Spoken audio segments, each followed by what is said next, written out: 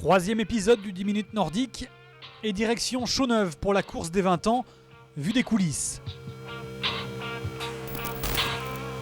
Jules Beau présente le jeune qui monte, 8 départs en Coupe du Monde et déjà 3 podiums pour Richard Jouve, à l'image d'une équipe de France de fond qui rivalise avec les biathlètes pour faire exploser les temps de passage du nordicomètre.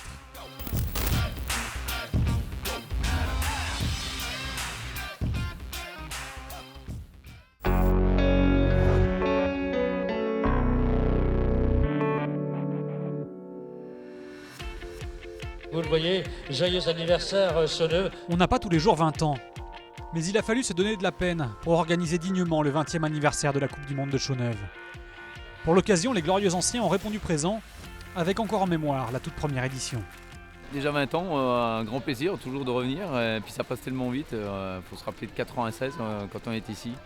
Première Coupe du Monde, avec, j'avais beaucoup d'espoir parce que j'étais en forme, j'avais gagné en Coupe du Monde juste avant. Et puis un public monstrueux, avec aussi beaucoup de bénévoles qui étaient à fond avec nous. Et c'est des grands souvenirs. Avec des amateurs bercés par les performances de Fabrice Guy, Sylvain Guillaume, Ludovic Roux et plus récemment Jason et Seb, les deux jeunes retraités venus pour la première fois en touriste à Chaux-Neuve. C'est complètement différent de venir ici à Chaux-Neuve sans avoir à l'esprit la compétition et le résultat. Voilà, je suis là pour le plaisir, de voir mes anciens coéquipiers, mes anciens adversaires courir. On m'a toujours parlé de la fondue, j'ai jamais eu le temps de la faire. Donc là, de toute façon, peu importe si je dors peu, donc on va profiter et pouvoir voir un peu tout le monde, les coachs, les techniciens, les bénévoles, les sponsors, c'est sympa. La pression cette année, elle est plutôt sur la relève de l'équipe de France, avec deux nouveaux leaders en manque de repères. C'est une année spéciale, on n'a pas eu beaucoup de compètes, beaucoup d'annulations. Une année spéciale parce qu'on a une nouvelle équipe avec pas mal de jeunes dedans. Le plus dur, c'est qu'on n'a pas eu beaucoup de compétitions cette année, donc on n'a pas de repères. Là, on a l'impression de commencer la saison. Temps justement de sauter enfin, de mettre le dossard et d'aller se faire plaisir. Pas évident donc de monter en haut du tremplin pour affronter la bruyante foule franc-comtoise. Plus je monte, plus je me sens apaisé, et il y a le bruit qui se dissipe, donc c'est mieux là-haut. Difficile de passer après la légende Lamy Chapuis. Quand Jason continue à distribuer photos et autographes, Maxime Laheurte, François Brault et les autres s'élancent du tremplin. Résultat mitigé pour les combinés français qui ne parviennent pas à remonter l'après-midi en fond sur la nouvelle piste de Chaux-Neuve.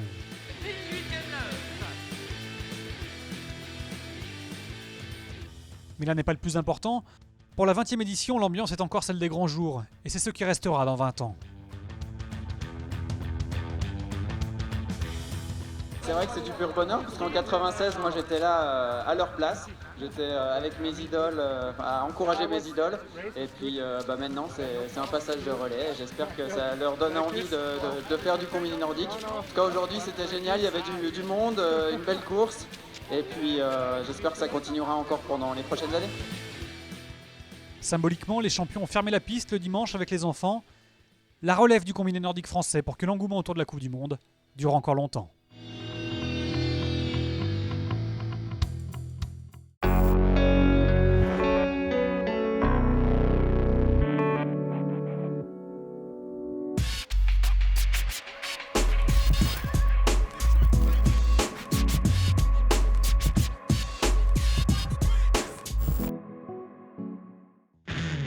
Un festival et une promesse. Mars 2015, nous sommes à Lahti en Finlande. 3 Français en finale du sprint. Et pour sa 3e course en Coupe du Monde seulement, Richard Jouve monte sur le podium à tout juste 20 ans. Moi j'y crois toujours pas, hein. C'est quand même quelque chose d'énorme que j'ai fait l'année dernière et c'est vrai que ça m'est un peu tombé dessus par hasard. Pas beaucoup de départs en Coupe du Monde et d'un coup je réalise cette performance, donc c'est sûr que c'est de la joie, mais à la fois c'est aussi ça me rajoute du stress cette année, un peu parce que j'aimerais la rééditer. Après son exploit, Richard intègre officiellement l'équipe A de sprint, cette team poney jeune, drôle et si ambitieuse avant de débuter la saison 2015-2016. C'est un bon groupe, on se tire vraiment vers le haut, c'est à la fois de la déconne et du travail, donc c'est vraiment agréable d'être avec eux. On est un groupe jeune et c'est vrai qu'on a tous plein de projets, donc c'est vraiment motivant. Je suis rentré cette année du coup, dans le groupe sprint avec Cyril Burdet. On a travaillé cet été et cet automne pas mal les intenses typés sprint, un peu plus sprint pour passer les qualifs le matin. Et ce travail spécifique ne met pas longtemps à payer. À Davos en décembre, Richard passe de justesse les qualifs avant de chuter en quart de finale. Mais il voit Baptiste Gros goûter de nouveau au podium. Ça m'a montré que en tant que Français, tout le groupe, on a le niveau, qu'on peut réussir ça, je pense, plus souvent dans la saison. Donc j'espère que tout le groupe, on va arriver à monter de plus en plus fort sur les courses et à montrer ce qu'on sait faire. Et ce qu'ils savent faire, c'est du jamais vu dans l'histoire du fond français. 4 podiums en 2 jours en janvier à Planica. Richard prend 2 fois la 3e place. Son 3e podium en seulement 8 apparitions au plus haut niveau. De quoi rêver en grand. Ce serait faire plusieurs podiums sur un sprint, à la fois en distance, donc être un skieur complet, pouvoir jouer toutes les courses et aller après décrocher des médailles sur les rendez-vous importants comme les championnats du monde et les JO surtout. Dans 2 ans à Pyeongchang, Richard aura 23 ans, une ambition folle et encore beaucoup d'autres compétitions internationales dans le viseur.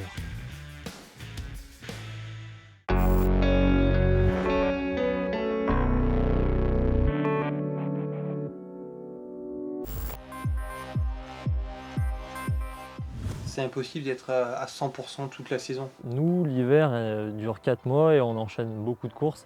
Donc forcément, il y a des hauts et des bas. Si la préparation estivale est bien faite, on est capable de tenir un hiver à un niveau élevé. Maintenant, on aura forcément des variations, des points forts, des points un peu plus faibles. Il faut savoir qu'on aura toujours quand même des hauts et des bas. Le but étant que les bas soient le moins bas possible en fait. Comment on le gère, on ne sait pas trop à quel moment il va arriver. Donc quand il arrive, il faudra savoir lever le pied, essayer d'anticiper un peu la chose. On fait beaucoup de tests d'énergie, donc là on peut quand même pas mal anticiper la chose. Donc être très vigilant sur les petits signaux de notre corps. Je pense sincèrement que c'est possible d'être régulier devant toute une saison, avec forcément des coups de moins bien. Et je crois que souvent le problème, ça va être la fin de saison pour les athlètes. Et sur cette fin de saison, c'est physique. Plus la saison passe, moins on s'entraîne, plus on a un corps qui est formaté pour les courses. Donc il réagit très bien en course, mais les sensations sont très mauvaises dès qu'on sort du cadre des compétitions. Et je pense que février-mars, on est de plus en plus sur un fil, ou si on tombe malade ou tout ça, après la saison est très dure à finir. Des fois, quand on a un petit rhume ou qu'on a la gorge qui gratte un peu, on se dit allez, on court, ça va passer. Et puis en fait, il y a des nations qui ne fonctionnent pas du tout comme nous et qui, dès que ça gratte un tout petit peu dans la gorge, c'est retour à la maison tout de suite pour ne pas contaminer le reste de l'équipe. Je pense qu'il faut être intelligent là-dessus. Si on n'est vraiment pas bien, même si on est en bagarre pour le classement général, il faut arriver à se dire cette course on ne la fait pas, on se repose et par contre on sera d'autant plus performant pour celle d'après. Des fois la question se pose par rapport aux impasses, surtout que là cette année on a des courses aux États-Unis qui vont être juste avant le championnat du monde au mois de mars. C'est loin d'être idéal pour la préparation, mais c'est une contrainte que le calendrier nous impose et auquel on doit se plier si on veut gagner le général de la Coupe du Monde. On a des objectifs forts, donc on axe là-dessus. Il y a des caps à passer, donc, et parfois, de toute manière, il faut que ça passe par des impasses pour pouvoir mieux préparer certains événements. J'ai fait dans ma carrière une fois une impasse, c'était pour préparer les Jeux de Sochi parce que c'était vraiment l'objectif unique de ma saison, donc ça ne me gênait pas de faire l'impasse sur le général de la Coupe du Monde. A l'inverse, sur une saison où on va jouer en général, où on se bat sur toutes les courses pour le général, c'est impossible de faire une impasse en Coupe du Monde. Pour moi, c'est pas forcément l'envie ou pas de le faire, c'est plutôt si on peut se le permettre ou non. Le calendrier de biathlon, il est fait de manière à ce que toutes les courses individuelles comptent fort. On va dire qu'en biathlon, on a un circuit qui nous impose d'avoir un certain nombre de points. D'une part pour participer à certaines courses, comme la Mastart, où il faut être classé dans les 30 premiers du général. Mais également, ce classement général peut nous permettre de choisir nos groupes de départ. Et ces groupes peuvent être déterminants en fait en fonction des conditions météo ou de la préparation de la piste qui peut changer. C'est délicat, ces impasses. On aura envie de tout courir. Ça, c'est un peu notre. Enfin, voilà, les saisons hivernales, finalement, on les trouve courtes. Une fois que la saison est finie, on se dit, bon, voilà, elle est bien remplie, mais ça passe vite quand même. Et on a envie de tout courir. On ne s'entraîne pas 7 mois de l'année juste pour faire quelques courses. Donc, mais il faut quand même, voilà, à un moment, se freiner et se dire, bah non, celle-là, bon, bah voilà, il va falloir choisir entre ça et ça. Donc, au final, après, on les assume et souvent, ça paye.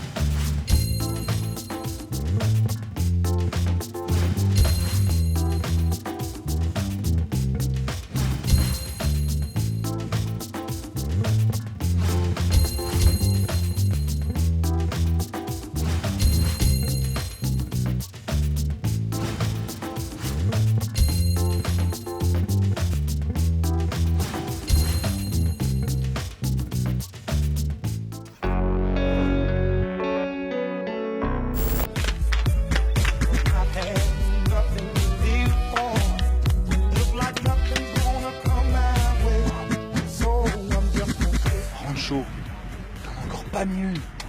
Projette-toi, regarde les cibles.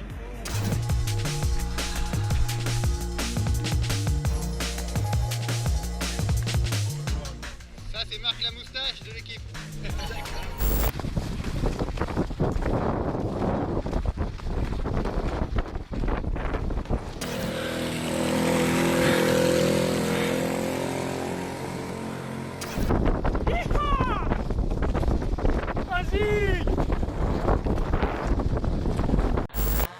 Le bleu, le blanc, le rouge à l'honneur.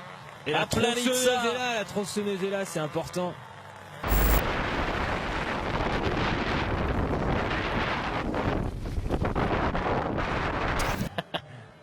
Ah non, il a coupé le moteur quand même. Alors faudra nous donner l'explication quand même de cette tronçonneuse. Hein. Ça change un peu. Ah, c'est la cloche savoyarde. Ça fait un peu plus agressif. Ouais, je crois que c'est la tronçonneuse Valdôtaine, voilà, c'est pour ça qu'il la veut la tronçonneuse. Ouais, ah ouais, oui, ouais. il leur a un peu coupé les jambes dans la ligne droite, hein, ça c'est sûr. Ouais, faut qu'il fasse attention parce qu'il est 4 contre 1 là.